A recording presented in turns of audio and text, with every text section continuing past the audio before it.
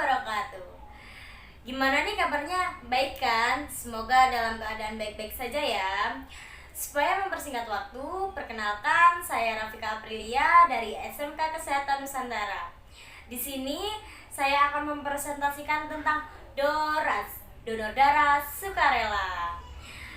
Oh ya, sebelum itu saya punya jargon loh. Kalau saya nanti bilang donor darah, kalian nanti bilang merah darahku, ikhlas hadiku. Kita coba sama-sama ya. Donor darah, merah darahku, ikhlas hadiku. Nah, sebelum memasuki materi, saya ingin bertanya dong. Kalian pernah nggak sih terluka? Pasti pernah kan? Jika pernah, bagian tubuh yang terluka akan mengeluarkan cairan berwarna merah. Cairan berwarna merah biasanya kita sebut dengan darah. Apa sih Kak darah itu? Darah adalah cairan penting dalam tubuh yang harus tersedia dengan jumlah yang cukup, yakni sekitar 5-7% dari berat badan kita.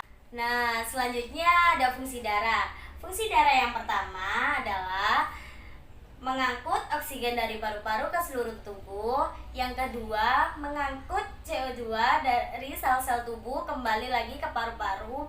Yang ketiga, mengganti sel-sel yang rusak. Yang keempat, mengatur seluruh tubuh.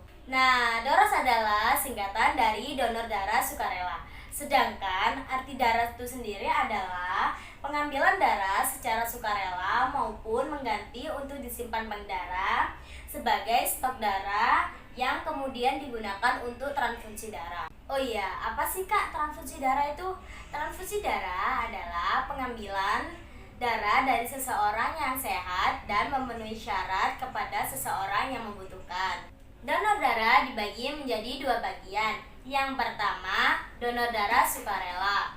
Donor darah sukarela adalah seseorang yang mendonorkan darahnya tanpa tahu untuk siapa darah tersebut diberikan. Yang kedua, donor darah pengganti. Seseorang yang mendonorkan darahnya dan dia tahu untuk siapa darah tersebut diberikan. Nah, selanjutnya ada macam-macam golongan darah. Golongan darah dibedakan menjadi 4 bagian.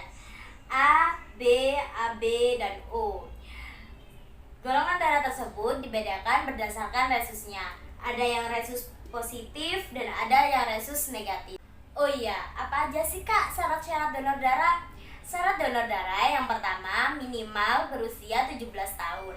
Yang kedua, memiliki berat badan minimal 45 kg.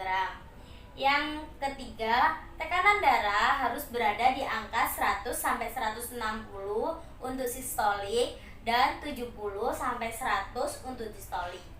Bagi perempuan yang hamil, menyusui ataupun haid dilarang untuk mendonorkan darahnya. Oh iya, kalian pernah dengar gak sih donor darah plasma convalescent?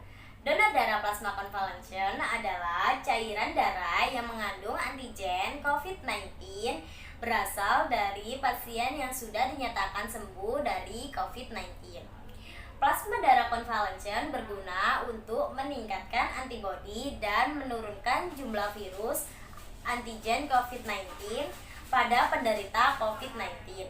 Calon pendonor darah convalescent adalah seseorang yang didiagnosa COVID-19 yang sudah dinyatakan sembuh dibuktikan dengan hasil swab menggunakan RT-PCR sebanyak 2 kali dan bersedia menyumbangkan darahnya secara sukarela. Metode pengambilan plasma convalescent menggunakan metode apresis. Mesin ini akan mengambil komponen darah yang kita butuhkan berupa sel darah merah, plasma darah, dan trombosit.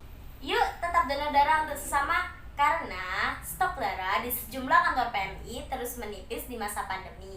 Jadi yuk kita bantu selamatkan sesama, jadwalkan dan segera lakukan donor darah. Oh ya, apa aja sih Kak manfaat donor darah itu? Manfaat donor darah yang pertama mendapatkan kepuasan batin. Yang kedua, membuat tubuh menjadi lebih sehat. Yang ketiga, meningkatkan donor darah sukarela. Yang keempat, menyambung tali silaturahmi. So, kesimpulannya, apapun golongan darahnya, mereka membutuhkannya. Sekian dari saya, jika ada salah kata mohon dimaafkan. Wassalamualaikum warahmatullahi wabarakatuh.